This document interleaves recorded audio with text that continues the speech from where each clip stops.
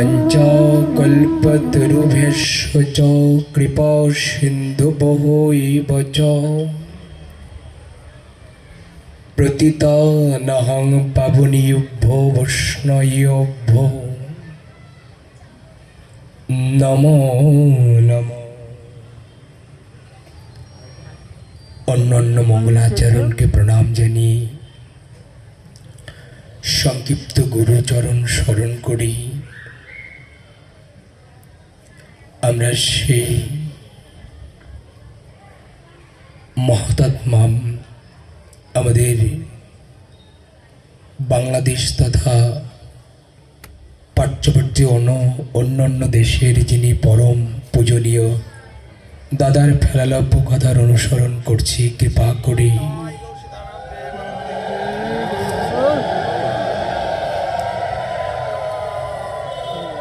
আজি परम कल्याण परम मंगलमय बांग्लादेशेर दक्षिण प्रान्ते गोकुलानंद आश्रमेर आमादेर जिनी भगवानेर पथ देखिए निये जाच्छेन तिनी हलेन गुरुपद पद्म प्रभुपाद स्वपन कृष्ण गोस्वामी तिनी अनेक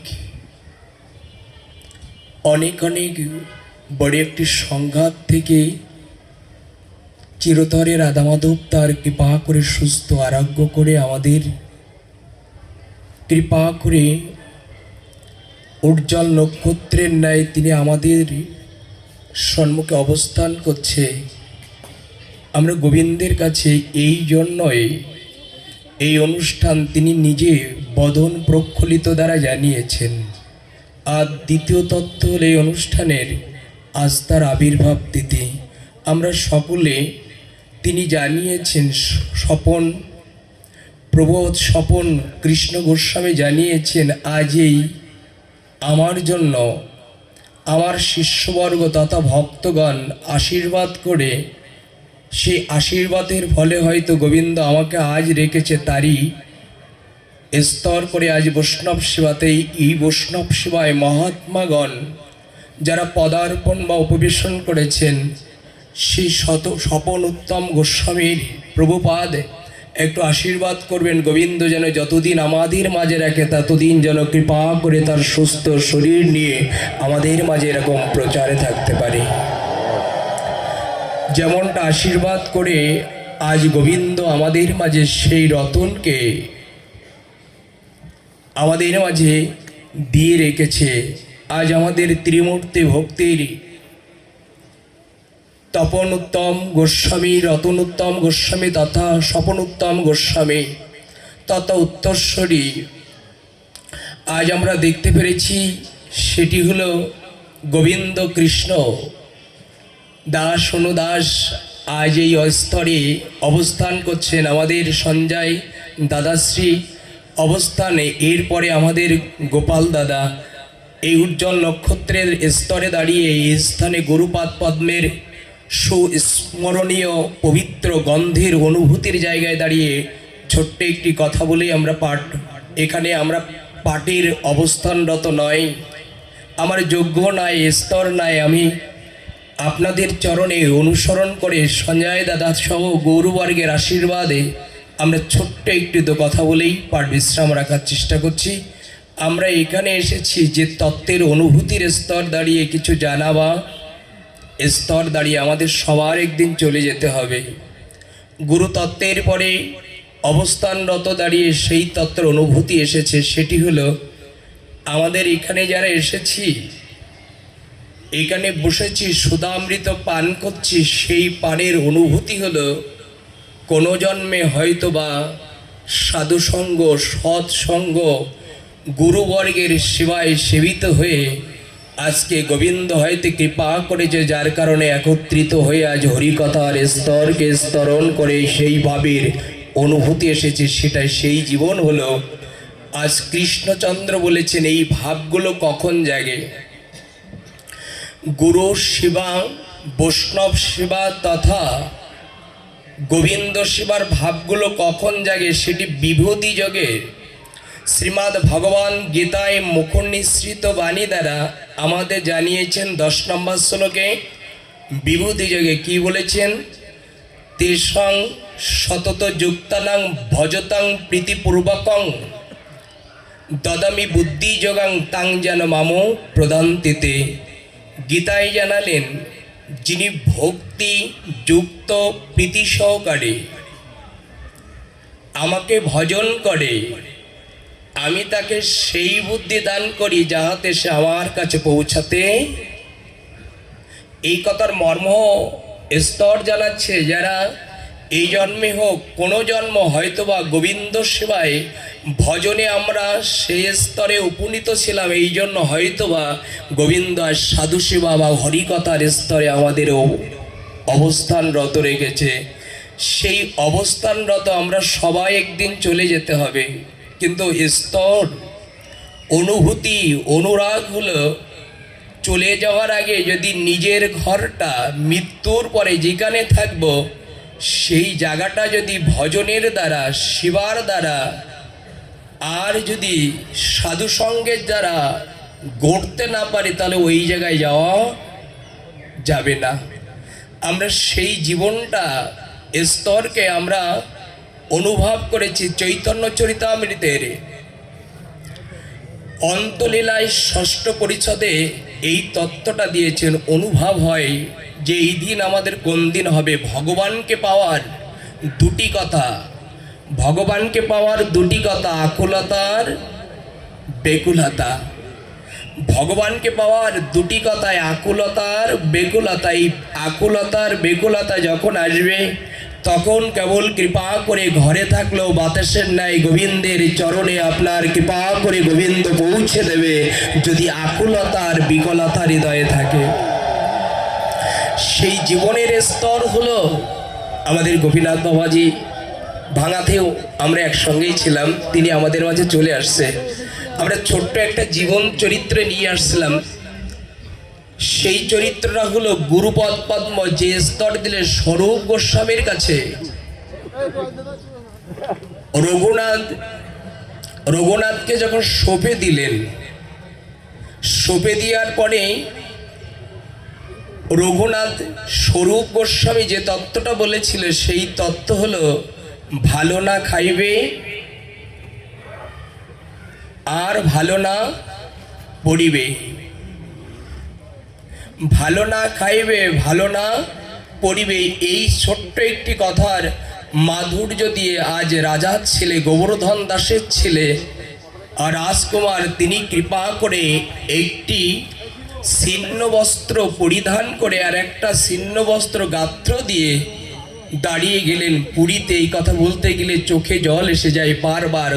ভগবানকে পাওয়ার দুটি কথা, আকুলতা আর বেকুলতা। আমাদের হলো না, এটা রঘুনাথের হলো। একটু তত্ত্ব আস্বাদন করব অল্প সময়ের মধ্যে। সেই তত্ত্ব রঘুনাথ তখন এই কথা যখন বললেন সেই জায়গায় দাঁড়িয়ে না সব কিছু পরিত্যাগ করে দিয়ে কাঙাল ভিখারির মতো গিয়ে পুরীর দুয়ারে, পুরীর সিংহদুয়ার দুয়ারে যেখানে গিয়ে ভিক্ষা করে মানুষ, যেখানে গেলে ভিক্ষা করে মানুষ ওখানে গিয়ে হাত পেতে দাঁড়ালেন কৃপা করে।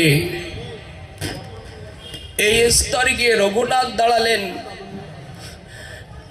যে কৃপা করে যে তাত্ত্বিক তত্ত্বটা গুরু উপদেশকে সম্বল করলেন,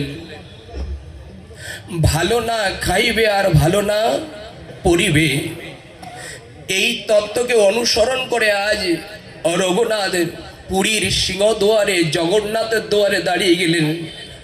সকলে যেখানে ভিক্ষা করে ওখানে গিয়ে হাত পাতলেন, ওগো তোমরা একটু ভিক্ষা দাও, যে ভিক্ষা দিলে আমার মনের ময়লা মলিনতা দূরীভূত হয়ে আমার গোবিন্দ প্রেম আকুলতা হয়ে কৃপা করে গোবিন্দের প্রেম জাগে, তোমাদের সেই ভিক্ষা আমাদের কৃপা করে একটু দান করো।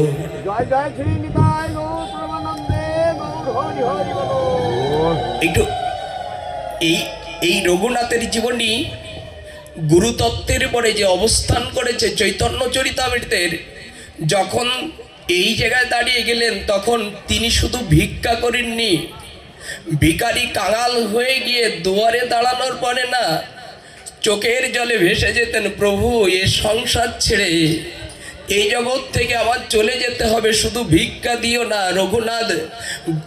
রঘুনাথ দাস প্রত্যেকের কাছ থেকে ভিক্ষা নিতেন আর চরণ দুটি জড়িয়ে ধরতেন, কৃপা করে শুধু ভিক্ষা দিও না, সঙ্গে আশীর্বাদটা দান করো যেন পরপরের ওই পথে আমার ভক্তি সম্বল হয়। তিনি 2000 ভক্তের, খুব মন দিয়ে লক্ষ্য করবেন, আমরা তো আজ প্রণাম করতে চাই না, আমাদের আখিতে তো গোবিন্দের প্রতি প্রেম আসে না। রঘুনাথ দাস তিনি ওই ভিক্ষা করতেন আর তার সঙ্গে মিলিয়ে যে ভিক্ষা দিতেন এবং বৈষ্ণব দেখলে তার চরণ দুটি কৃপা করে প্রণামে গড়িয়ে যেতেন। এই গড়ানোর পরে ভিক্ষা করার পরেও যখন তার ভিতরে আকুলতা আর বিকলতা কাজ করছে না গোবিন্দের পরে, তখন তিনি এই খাদ্যদ্রব্য যে ভিক্ষা করার অন্ন যে গ্রহণ করছে, তখন তার ভিতরে ক্রিয়া করছে না। খুব একটা পরম স্তরের কথা জানাই। এই স্বরূপ গোস্বামী আর একটা কথা বলেছিলেন, সেটি হলো ভজন যাদের নিষ্ঠা হচ্ছে না, ভজনে যাদের মন বসছে না, হরিনামে বসলে গোবিন্দের চরণে তুলসী পাতা চন্দন চরিচিত করে দিয়ে মন একানিষ্ঠ হচ্ছে না, এই জায়গায় দাঁড়িয়ে স্বরূপ গোস্বামী আর একটা কথা বলেছিলেন, বিষয়ীর অন্ন খাইলে মলিন হবে মন, মলিন মনে কৃষ্ণ না হবে স্মরণ বা স্মরণ। কারণ যদি কারোর খাদ্যের দূষিত, এই খাদ্য আর ভূমিদোষ, আহার দোষ, ভূমিদোষ, সঙ্গদোষ, এর একটি জায়গায় গুরু শিক্ষা দিলেন, বিষয়ীর অন্ন খাইলে মলিন হবে মন, মলিন মনে কৃষ্ণ না হবে স্মরণ। ভিক্ষা পরিত্যাগ করলেন, আমি আর ভিক্ষা পরিত্যাগ করে, কারণ বিষয়ের কোনো যদি অন্ন থাকে সেটা আমার ভিতরে গেলে আমার ভজন তাতে প্রেম আসবে না। রঘুনাথ এই ভিক্ষাবৃত্তি বাদ দিয়ে তিনি চলে গেলেন সেই পুরীতে, যারা গেছেন কথাগুলো হৃদয়ে নেবেন, সিংহধরকে পরিত্যাগ করে চলে গেলেন দক্ষিণ দুয়ারে পিয়াজানালার, যে দ্বার দিয়ে পিয়াজানালাটা অর্থাৎ ভাতের মাঠটা যে ধার দিয়ে বের হয়, ওই দুয়ারে গিয়ে ওই যে ভাত যখন অন্নগুলো গোমাতাদের দেওয়া হতো, ওই গোমাতার অন্নটা বাদ দিয়ে ড্রেনের পায়ে দিয়ে আসতেন, ওই ড্রেনের পায়ে দিয়ে যে অন্নগুলো আসতো ওই অন্নগুলো দিয়ে গোবিন্দের স্মরণ করে কৃপা করে অনুভব করবেন কতটা তিনি 7.5 প্রহার ওই রূপ অন্ন গ্রহণ করে তিনি কৃপা করে 7.5 প্রহার ভজন করতেন। এই ভজনের গতি হলো, খাদ্য যদি সংযম না করা যায়, খাদ্যকে যদি নিয়ন্ত্রণ না করা যায়, ভজনে নিষ্ঠা আসবে। এ কথাটা আমি বলি নাই, চৈতন্য চরিতামৃতের অন্তলীলায় 6ষ্ঠ পরিচ্ছদে এর বর্ণনা করছেন। এর পরের সংবাদ হলো, যখন ওই পরম স্তরে গিয়ে ওই খাদ্যগুলো গ্রহণ করে রঘুনাথ, এই খাদ্য গ্রহণ করতে করতে যখন তার ভিতরে প্রেম আসছে, একবার কথা বলি, কথাগুলো মাধুর্য উদাহরণে না গেলে আনন্দ পাবো না, কেন সময় কম। আমরা তেঁতুল দেখেছি তো, তেঁতুল দেখেছি কিনা? আচ্ছা, গোবিন্দ নামে প্রেম আসে না, অনেকের ভক্তি আসে না, তার একটাই কারণ হলো, এখানে যদি কারোর সম্মুখে তেঁতুল বাঁকা বাঁকা বারবার বলা হয়, জিহ্বায় লালা আসবে তো? আসবে কিনা? আসবে না? তেঁতুলের নাম ধরলে যদি জিহ্বায় লালা আসে, গোবিন্দের নাম বারবার ধরলে গোবিন্দ তোমার সন্নিকটে আসে। যদি বলার মতো গোবিন্দ নামে তুমি বলতে পারো, তাই ওই নাম ধরলেও তোমার ভিতরে সেটা আসে। একটা তেঁতুলের গুণে যদি জিহ্বায় লালা আসতে পারে, তাই একজন শুদ্ধ ভজনী নন্দী শুদ্ধ স্তরের কাছে গেলে তুমি না চাইলেও, এ কথাটা কোথায় বলা আছে? এই কথাটা কোথায় বলা আছে? চৈতন্য চরিতামৃতের এই শব্দ ব্যবহার করেছেন। সেই শব্দটা হলো, বৈষ্ণবকে চিনবে কে করে? চৈতন্য মহাপ্রভু বলছেন কি করে জিহ্বায় লালা আসবে, কি করে নাম আসবে, সাধু সঙ্গ কেন করতে হয়, তত্ত্ব দিয়েছেন। এই তত্ত্ব দিয়েছেন যে কৃষ্ণ নাম নিরন্তন যাহার বদনে, সেই তো বৈষ্ণব শ্রেষ্ঠ ভজতার চরণে। শুধু এটা নাই, তার পরের কয়েকটা বলেছেন যে যাহারে দেখিলে মুখে আইসে কৃষ্ণ নাম, তাহারও জানিয়ে তুমি বৈষ্ণব প্রধান, অর্থাৎ তেঁতুলের নাম ধরে যদি জিহ্বায় লালা আসে, বৈষ্ণবের সম্মুখে গেলে, বৈষ্ণবের বাতাস লাগলে, বৈষ্ণবের সন্নিকটে গেলে তোমার দেহের রূপী রূপগুলো, তোমার ভিতরের ক্রিয়াগুলো তেমন উন্মত হয়ে কৃষ্ণ নামে দাঁড়িয়ে যায়। সাধু সঙ্গের পরম ভাবের স্তরগুলোকে স্তরণ করে দিয়েছে। মানুষ কি এমনি এমনি সাধু সঙ্গে আসে? পরিত্যাগ করে, সব কিছু পরিত্যাগ করে সাধু বৈষ্ণব কাকে বলে এই তত্ত্ব ব্যাখ্যায় আমরা যাব না। এই তাত্ত্বিক তত্ত্বটা স্তর দিয়েছে এই রাজকুমার। শুধু এই রাজকুমারের কথা বলবো, বাংলাদেশে এই রাজশাহী জেলার অন্তর্গত আমাদের খেতুরিয়াতে যিনি ছিলেন তিনিও রাজকুমার, যার পদগুলো গোবিন্দ দাদা গাচ্ছে, চোখের জলে ভেসে যায়। গৌরাঙ্গ বলিতে হবে কি করে? আমরা গৌরাঙ্গ গাই, কিন্তু কি করে বলতে হবে এই তত্ত্ব দিয়েছেন আমাদের সেই নরোত্তম ঠাকুর। গৌরাঙ্গ বলিতে হবে পুলক শরীরে, হরি হরি বলিতে কবে বয়ে নীর। এই নীর কবে আমাদের আসবে? কিন্তু আসলো না। কেন আসলো না? কেন আমাদের চোখে জল আসে না কৃষ্ণ নাম শুনতে? কেন আমাদের কৃপা করে প্রেম হয় না? এই শব্দ আদি লীলায়, চৈতন্য চরিতামৃতের আদি লীলায় প্রকাশ করেছে। কৃষ্ণ বলিতে যার না হয় প্রেমের অঙ্কুর, বুঝিবে হৃদয়ে অপরাধ। একটা এর উদাহরণ আছে। আবার উদাহরণ কি বলেছেন?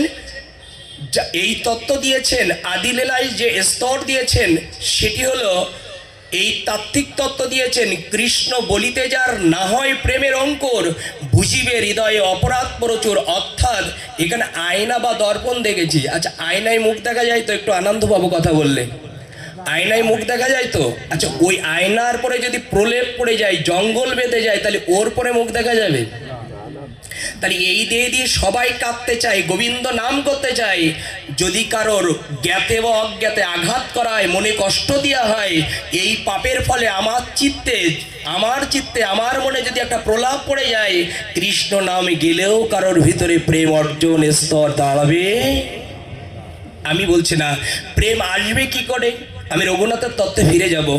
উত্তর দিয়েছে, কৃষ্ণের চরণে জল ও তুলসী দেয় যেই জন, তারই ঋণ সুদিতে আমি করিও চিন্তন। ভগবান কার জন্য চিন্তা করেন? রাজার জন্য নয়, রাজ্যের জন্য নয়, রূপের জন্য নয়। গোবিন্দ চিন্তা করেন ওই ভক্তের জন্য। সেই ভক্ত হলো কৃষ্ণের চরণে জল ও তুলসী দেয় যেই জন, তারই ঋণ সুদিতে আমি করিও চিন্তন।